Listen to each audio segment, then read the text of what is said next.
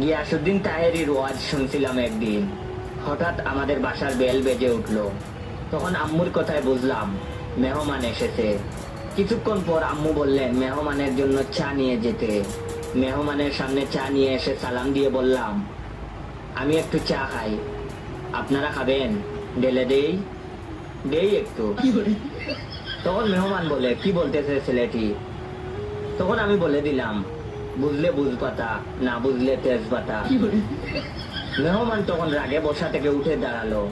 তখন আমি বললাম, বসেন বসেন, বই সাজান। অতঃপর তারা আমার উপর প্রচন্ড রাগ করে চলে গেলেন। অতঃপর আমার মায়ের চিৎকার করে দেয়াল ফাটার উপক্রম। আমি তখন বললাম, চিল্লে কি মার্কেট পাউন যাইব? তখন আম্মু বললেন, তুই মেহমানের সামনে এগুলো কি বললি? তখন আমি বললাম, আমি কি কাউকে গালি দিয়েছি?